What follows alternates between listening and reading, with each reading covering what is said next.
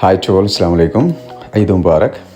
അപ്പോൾ ഇന്ന് പെരുന്നാളായതിൻ്റെ പേരിൽ നമ്മളെന്താ പറയുക, യൂറോപ്പിലെ ഫസ്റ്റ് ഒരു ട്രാവൽ ട്രിപ്പ് നമ്മൾ ഇന്ന് പ്ലാൻ ചെയ്തിട്ടുണ്ടായിരുന്നു. ഒരാഴ്ച മുന്നേ പ്ലാൻ ചെയ്തിട്ടുണ്ടായിരുന്നു. അപ്പോൾ ഞങ്ങൾ 4 പേരാണ് ഇതിൽ പോയിട്ടുണ്ടായിരുന്നു. ഒന്ന് അനന്തു, അതുപോലെ ഷംസീർ, അതുപോലെ സന്ദീപ്. ഈ സന്ദീപ് എന്ന ആളാൾ അത് അനന്തുവിൻ്റെ ഫ്രണ്ടാണ്. അവൻ നെതർലാൻഡിൽ നിന്ന് വന്നതാണ്. അപ്പോൾ ഞങ്ങൾ 4 പേരും കൂടിയാണ് പോയിട്ടുണ്ടായിരുന്നത്. അപ്പോൾ നമ്മൾ ചൂസ് ചെയ്തിട്ടുണ്ടായിരുന്നത് ബസ്സിലായിരുന്നു. ബസ്സിൽ പോയെന്ന് വെച്ചാൽ ഇവിടെ നമുക്ക് ഏകദേശം നമ്മൾ സ്റ്റേ ചെയ്യുന്ന അവിടെ നിന്ന് ഒരു 2.5 hours ഉണ്ടായിരുന്നു നമ്മുടെ ഡെസ്റ്റിനേഷനിലോട്ട് എത്താൻ വേണ്ടിയിട്ട്. അപ്പോൾ യാത്രയൊക്കെ അടിപൊളിയായിരുന്നു, കുഴപ്പമൊന്നും ഉണ്ടായിരുന്നില്ല. പിന്നെ ബസ്സൊക്കെ ആൾ കുറവായിരുന്നു, എന്തോ അറിഞ്ഞൂടാ. അപ്പം അതിൻ്റെ പേരിൽ ഭയങ്കര കംഫർട്ടായിരുന്നു ബസ്സിലൊക്കെ നമ്മൾ. പിന്നെ അത്ര ടയർഡൊന്നും ഫീൽ ചെയ്തിട്ടുണ്ടായിരുന്നില്ല. ഞങ്ങൾ ബസ്സിലിറങ്ങി സ്ട്രീറ്റിലോട്ടാണ് ഫസ്റ്റ് പോയിട്ടുണ്ടായിരുന്നത്. പിന്നെ അവിടെ ഒരു നൈറ്റ് സ്ട്രീറ്റ് ഉണ്ടായിരുന്നു. അപ്പോൾ ആ സ്ട്രീറ്റിൽ പോകും വഴി ഉണ്ടായിരുന്ന ചെറിയ നല്ല ആർക്കിടെക്ചർ ബ്യൂട്ടിയുള്ളൊരു ഹോട്ടൽസാണ് ഞാൻ മോസ്റ്റ്ലി കണ്ടത്. വില്ലാസൊന്നുമല്ല, ഹോട്ടൽസാണ് കണ്ടത്. ഹോട്ടൽസൊക്കെ കണ്ടപ്പം ജസ്റ്റ് ഒന്ന് എൻ്റെ വീഡിയോസൊക്കെ ഒന്ന് ഇതിൽ ആഡ് ചെയ്തിട്ടുണ്ടായിരുന്നു. പിന്നീട് നമ്മൾ സത്യം പറഞ്ഞാൽ ഇവിടെ കംപ്ലീറ്റ് നമ്മുടെ ഡെസ്റ്റിനേഷൻസൊക്കെ പ്ലാൻ ചെയ്യുന്ന ഷംസീർ കേട്ടോ. അവനാണ് കുറച്ചും കൂടെയൊക്കെ ഇതിനോട് കുറച്ച് ഐഡിയാസൊക്കെ ഉള്ളത്, ഒരു ഗൈഡ് ലെവലിലുണ്ടായിരുന്നു. അങ്ങനെ ഞങ്ങളിത് ഫൈനലി നമ്മുടെ സ്ട്രീറ്റിലെത്തിയിട്ടുണ്ടായിരുന്നു. സ്ട്രീറ്റ് സത്യം പറഞ്ഞാൽ എന്താ പറയുക, ഭയങ്കര ലൈറ്റും സംഭവങ്ങളൊക്കെ ആയിട്ട് വളരെ രസമായിരുന്നു കാണാൻ വേണ്ടിയിട്ടൊക്കെ. മോസ്റ്റ്ലി ക്ലോത്ത്സും അതേപോലെ സംഭവങ്ങളൊക്കെ ആയിരുന്നു. പിന്നെ ചെറിയ വാട്ടർ ഫൗണ്ടൈൻസ്, അതുപോലെ അങ്ങനെ മോസ്റ്റ്ലി അവിടുത്തെ ബ്യൂട്ടീസാണ്. ആ വരുന്ന സമയത്ത് സ്ട്രീറ്റിലൊരു ഡാൻസ് കണ്ടത്, ഒരു ഡാൻസ് പാർട്ടി സ്ട്രീറ്റ് അത്ര അതിന് പറയുന്നത്. അപ്പോൾ അവിടെ ഗേൾസും ബോയ്സും ഒക്കെ അങ്ങനെ ഫുൾ മൂഡ് അത്ര തന്നെ. പിന്നീട് നമ്മുടെ ഡെസ്റ്റിനേഷനിലെത്തി നമ്മൾ റൂം എടുത്തിട്ടുണ്ടായിരുന്നു. അപ്പാർട്ട്മെൻറ്റ് നമ്മൾ ബുക്ക് ചെയ്തിട്ടാണ് ഇവിടുന്ന് പോയത് കേട്ടോ. അപ്പാർട്ട്മെൻറ്റ് ഓക്കെ വേർത്തായിരുന്നു, കുഴപ്പമൊന്നുമില്ല. ബട്ട് നമുക്ക് ക്ലൈമറ്റ് ഭയങ്കര സീനായിരുന്നു കേട്ടോ അങ്ങോട്ട് എത്തിയപ്പോൾ തന്നെ. പിന്നെ ഞങ്ങളിത് റൂമിലൊക്കെ എത്തി, എല്ലാവരും ട്രാവലൊക്കെ കഴിഞ്ഞ് വന്നതിന് ശേഷം ലൈറ്റായിട്ടൊക്കെ ഒന്ന് ഫുഡൊക്കെ അടിച്ചു. പിന്നെ രാത്രിയുടെ സംഭവം ഞാൻ അതിൽ കാണിക്കുന്നില്ല. പിന്നീട് മോർണിംഗിൽ നമ്മുടെ ഡെസ്റ്റിനേഷനിലോട്ട് പോകാനുള്ള കാറിൽ കയറി ഊബർ ബുക്ക് ചെയ്തിട്ടുണ്ടായിരുന്നു കേട്ടോ. കാരണം അവിടുന്ന് ഞങ്ങൾ താമസിക്കുന്ന അവിടുന്ന് ഏകദേശം ഒരു 14 kilometers ഉണ്ടായിരുന്നു നമുക്ക് എങ്ങോട്ട്, നമ്മുടെ ഈ പോകുന്ന ലേക്കിലോട്ട് പോകാൻ വേണ്ടിയിട്ട്. ഒരു ലേക്കാണ് നമ്മുടെ ഡെസ്റ്റിനേഷനായിട്ട് നമ്മളിപ്പോൾ ഫസ്റ്റ് കൺസിഡർ ചെയ്തിട്ടുണ്ടായിരുന്നു.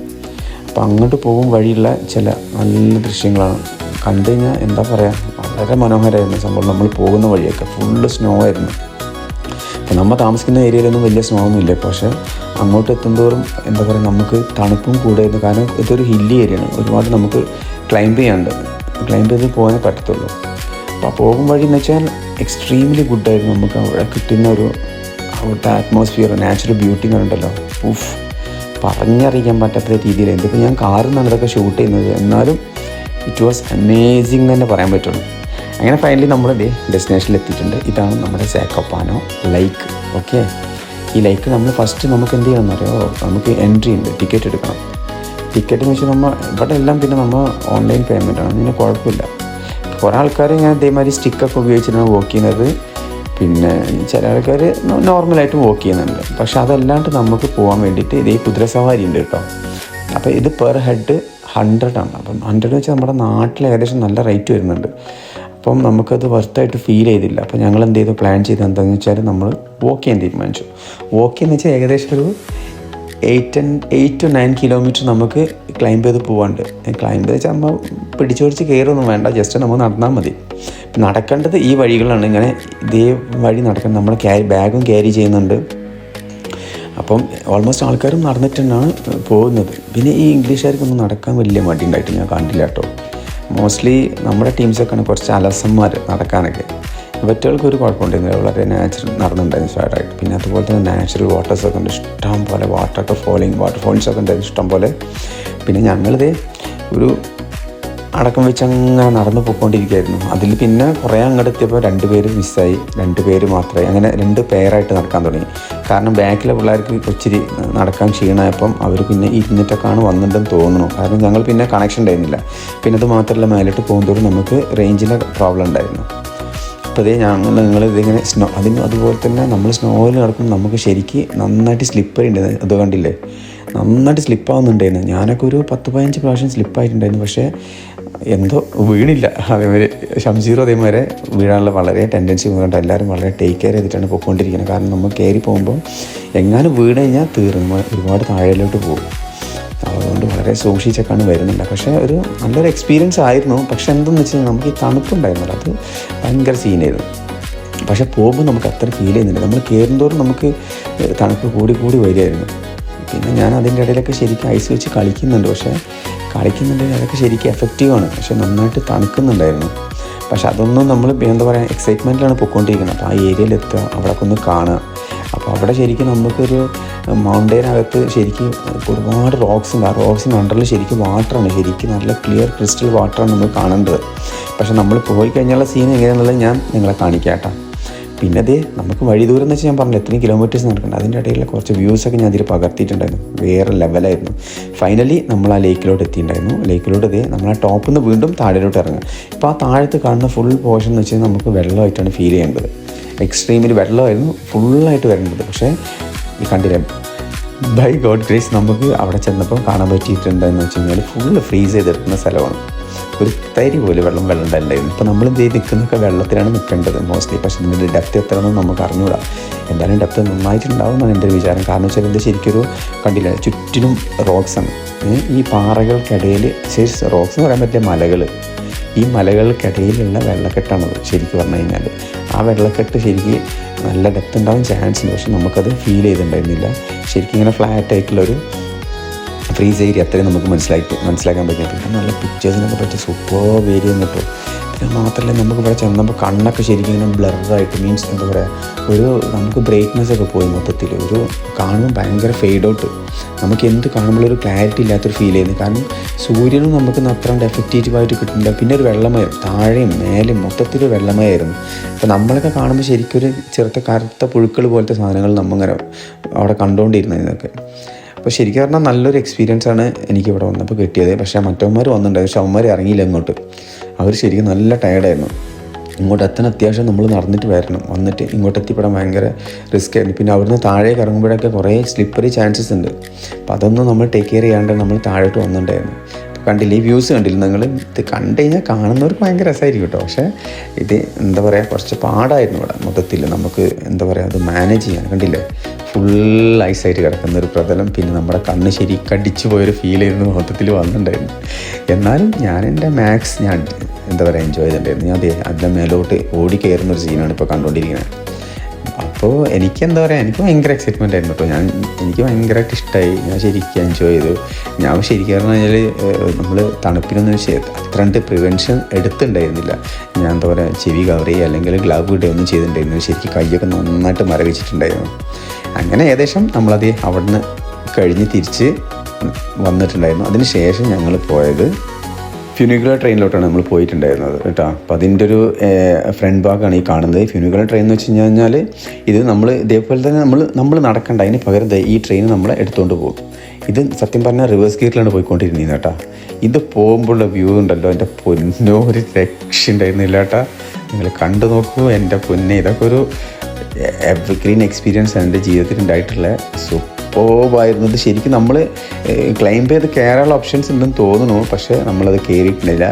പക്ഷേ നമ്മൾ പോയത് ഈ ട്രെയിനിലാണ്, ഫ്യൂനിക്കുലർ ട്രെയിനിലായിരുന്നു. സോ നമുക്ക് കിട്ടിയൊരു എക്സ്പീരിയൻസ് ഉണ്ടല്ലോ, വാവ് എന്ന് പറയാൻ പറ്റുള്ളൂ. എൻ്റെ പൊന്നോ, ഈ വ്യൂസൊക്കെ നിങ്ങൾ കണ്ടു കഴിഞ്ഞാണല്ലോ നിങ്ങൾക്ക് ശരിക്കും എന്താ പറയുക അങ്ങ് കൊട്ടിമുടി കയറും. നിങ്ങളിത് കണ്ടു കഴിഞ്ഞാൽ അയ്യോ കാണാൻ പറ്റിയില്ലല്ലോ, നല്ല വ്യൂസ് ആയിരുന്നല്ലോ, നല്ല സീനായിരുന്നല്ലോ. അതൊക്കെ നോക്കിയാൽ നാച്ചുറൽ ബ്യൂട്ടി എന്ന് പറഞ്ഞാൽ നോക്കിയാൽ നമ്മളിത് ഇത്രയും ഉയരത്തിലോട്ട് കയറിക്കൊണ്ടിരിക്കുക. ഇതിലൊക്കെ ഈ ട്രെയിനിൽ നമ്മൾ ഒരുപാട് പേരുണ്ടായിരുന്നു കേട്ടോ. ശരിക്കും അതിനകത്തോട്ടുള്ള വ്യൂസ് നമ്മൾ എടുത്തിട്ടുണ്ടായിരുന്നില്ല. കാരണം മെയിൻ ഫോക്കസ് എന്ന് പറഞ്ഞാൽ നമ്മൾ ഈ പുറത്തേക്കുള്ള വ്യൂസ് എടുക്കുക എന്നുള്ളൊരു നമ്മുടെ ടാർഗറ്റായിരുന്നു. അപ്പോൾ അതുകൊണ്ട് ശരിക്കും കവേർഡ് ചെയ്തിട്ടുണ്ടായിരുന്നു നമ്മുടെ പുറമേക്കുള്ള വ്യൂസൊക്കെ. അപ്പോൾ നമ്മൾ ഇതിൻ്റെ മുകളിലോട്ടാണ് പോകുന്നത്. അവിടെ പോയി കഴിഞ്ഞാലുള്ള ദൃശ്യങ്ങളൊക്കെ ഞാൻ നിങ്ങളത് കുറച്ച് അല്പസമയത്തിനുള്ളിൽ കാണിക്കുന്നതാണ്. അപ്പോൾ ഈ കണ്ടില്ലേ, ഈ നാച്ചുറൽ ബ്യൂട്ടി കണ്ടില്ല, നോക്കി ഇതിൻ്റെ ഇവിടുത്തെ ഒരു നാച്ചുറൽ എന്ന് വെച്ച് കഴിഞ്ഞാൽ വേറെ ലെവലാട്ടോ. എനിക്ക് സത്യം പറഞ്ഞാൽ അതൊന്നും പറഞ്ഞറിയിക്കാൻ പറ്റില്ല. ഇതൊക്കെ വൺ ടൈം എക്സ്പീരിയൻസ് ആണ്. ബട്ട് എന്നിട്ട് വരുന്ന കാര്യം അത്ര എളുപ്പമില്ലാതുണ്ടോ. ഒരുത്തം ക്രോസ് ചെയ്ത് പോയിട്ടുണ്ടായിരുന്നു. ഇങ്ങനെ ഈ ഒരു പോർഷൻസിൽ മാത്രമേ ക്രോസിങ് നടക്കുള്ളൂ കേട്ടോ. ഇത് ഇവർക്ക് ടൈമിംഗ് സിസ്റ്റമൊക്കെ ഇവർക്ക് അറിയാം അങ്ങോട്ടും ഇങ്ങോട്ടൊക്കെ. അപ്പോൾ അതിനനുസരിച്ചൊക്കെ അവർ മാനേജ് ചെയ്യുന്നുണ്ട്. പക്ഷേ ഇതിനുള്ളിൽ നമുക്ക് ഇരിക്കാനുള്ള സെറ്റപ്പ് ഒന്നുമില്ല. ജസ്റ്റ് നിന്നിട്ടേ പോകാൻ പറ്റുള്ളൂ. ജസ്റ്റ് സ്റ്റാൻഡ് ബൈ, പിന്നെ നമുക്കൊന്ന് ഹോൾഡ് ചെയ്യാനുള്ള സെറ്റപ്പും കാര്യങ്ങളൊക്കെ ഉണ്ടായിരുന്നു. അത്രേ ഉള്ളൂ. പിന്നീട് നമുക്ക് അത്ര ഇതിനകത്ത് ഈ ട്രെയിനകത്ത് നമുക്ക് അത്ര വലിയ ടൈമൊന്നുമില്ല. ജസ്റ്റ് ഒരു 10 minutes നമുക്ക് സ്പെൻഡ് ചെയ്യാനായിട്ടുണ്ടായിരുന്നുള്ളൂ.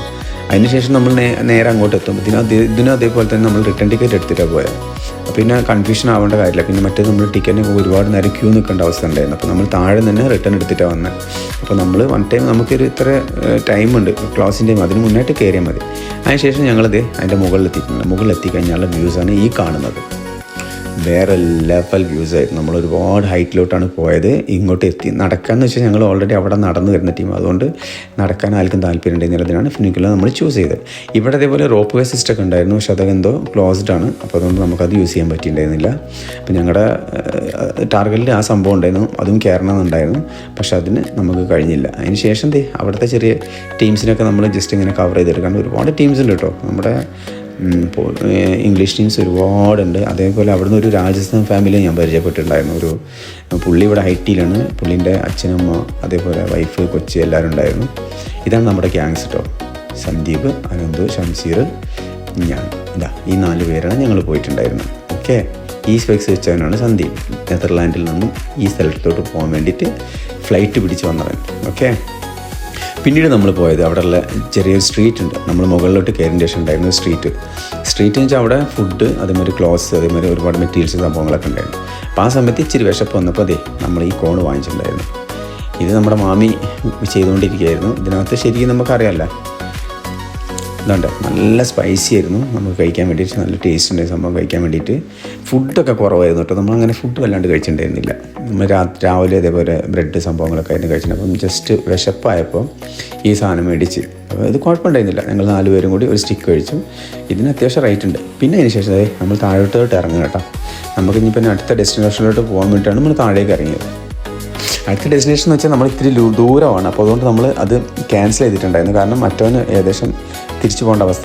ക്രോസിങ് വരുന്ന ആൾ ക്രോസിംഗ് എന്ന് വെച്ചാൽ ഈ സമയത്ത് ജസ്റ്റ് ഒന്ന് വൈഡായിട്ട് നമ്മൾ ഈ ട്രാക്കിൽ നിന്ന് ആ ട്രാക്കിലോട്ട് പോയിട്ട് തിരിച്ച് വീണ്ടും അങ്ങനെ നമ്മൾ അവിടെ അടുത്തുള്ള സ്ട്രീറ്റിൽ, മീൻസ് ഈ നമ്മുടെ ഫിനിക്കൽ ട്രെയിനിൻ്റെ ഓപ്പോസിറ്റുള്ള ഒരു ചെറിയ സ്ട്രീറ്റാണിത്. ഇവിടെ ഒരുപാട് ക്ലോത്ത്സ് സംഭവങ്ങളൊക്കെ ഉണ്ടായിരുന്നത്. അപ്പോൾ അതിലോട്ട് പോയിട്ട് അവിടെ നമ്മളൊന്നും പർച്ചേസ് ഒന്നും ചെയ്തിട്ടുണ്ടായിരുന്നില്ല കേട്ടോ. ഇവന്മാരെന്തോ പർച്ചേസ് ചെയ്തിട്ടുണ്ടെന്ന് തോന്നുന്നു. നമ്മുടെ നോർമലി എല്ലായിടത്തും കണ്ടപ്പോൾ പിന്നെ നമ്മൾ നേരെ കഴിക്കാനാണ് പോയത്. ഒരു കബാബ് പിസ്സ എന്ന് പറഞ്ഞിട്ടുള്ളൊരു ഷോപ്പിലോട്ട് പോയി. പിന്നെ എല്ലാവർക്കും വേണ്ട സംഭവം എന്ന് വെച്ചാൽ അതിൽ മോസ്റ്റ്ലി ആയിട്ട് നമുക്ക് ഉണ്ടായിരുന്നത് മൂത്രമൊഴിക്കാനൊരു ഓപ്ഷനാണ്. അപ്പം ഇവിടെ മൂത്രമൊഴിക്കാൻ കഴിഞ്ഞാലും കാശ് നല്ല കാശ് കൊടുക്കണം. അപ്പോൾ നമുക്ക് ഇവിടെ ടിക്കറ്റ് കൗണ്ടർ എടുത്തപ്പോൾ കാശൊക്കെ എടുത്ത് മൂത്രമൊഴിക്കേണ്ട സെറ്റപ്പ് കഴിഞ്ഞു. അതിന് ശേഷം നമ്മൾ അവിടെ നിന്നൊക്കെ ഇറങ്ങി വരുന്ന വഴി ഇവിടെ ഉണ്ടായിരുന്ന ഒരു ബലൂൺ കണ്ട് ലേഹറി ഏറ്റുന്ന സംഭവം. ഇത് കാലത്താണ് ഇത് യൂസ് ചെയ്യുന്നത്. ഇതിൽ നമ്മൾ പാരച്യൂട്ട് പോലെ സംഭവമാണ്. ഇതിങ്ങനെ എന്താ പറയുക, ഇങ്ങനെയാണ് എയർ എത്തുന്നതിൽ. എന്നിട്ട് കാലത്ത് യൂസ് ചെയ്യുന്നത് എത്ര സംഭവങ്ങളൊന്നും അറിഞ്ഞിട്ട് നമ്മളിത് മേക്ക് ചെയ്യേണ്ടപ്പം ജസ്റ്റ് ഒരു എക്സൈറ്റ്മെൻറ്റ് തോന്നി നിങ്ങളെ കാണിക്കാമെന്ന് വിചാരിച്ചു. അങ്ങനെയാണ് ഈ സംഭവം ഒന്ന് ചെയ്തിട്ടുണ്ടായിരുന്നത്. കാണാൻ നല്ല ഭംഗിയുണ്ടായിരുന്നു ഒരു സംഭവം. ഈ ലൈറ്റും സംഭവങ്ങളൊക്കെ കണ്ടില്ലേ, സൂപ്പർബായിരുന്നു സംഭവം. അതിനുശേഷം നമ്മളിത് റിട്ടേൺ ബാക്ക് ടു ഹോമാണ്. നമ്മുടെ ട്രെയിൻ കൊട്ടൻ സ്റ്റേഷനിൽ കിടക്കണ്ടായിരുന്നു. അങ്ങനെ ട്രെയിനിലോട്ട് നമ്മൾ കാലെടുത്ത് വെക്കാൻ പോവുകയാണ്. ബട്ട് ട്രെയിനകത്ത് തന്നെയാണ് നമ്മൾ ടിക്കറ്റൊക്കെ എടുത്തിട്ടുണ്ടായിരുന്നു. നമ്മൾ പുറമേ നിന്ന് ബുക്ക് ചെയ്തിട്ടുണ്ടായിരുന്നില്ല, ദേവന്മാർ ബുക്ക് ചെയ്തുകൊണ്ടിരിക്കുന്നു. അപ്പോൾ ഇത്രയുള്ള എൻ്റെ ഈദ് വിശേഷങ്ങൾ. ഇൻഷാ അല്ലാഹ് ഹോപ്പ്ഫുള്ളി അടുത്ത വീഡിയോസൊക്കെ ആയിട്ട് ഇൻഷാ അല്ലാഹ് അടുത്ത് തന്നെ വരുന്നതാണ്. അപ്പോൾ എല്ലാവർക്കും നല്ലൊരു ദിവസം തരുന്നു. Have a nice day to all. Take care, keep on follow.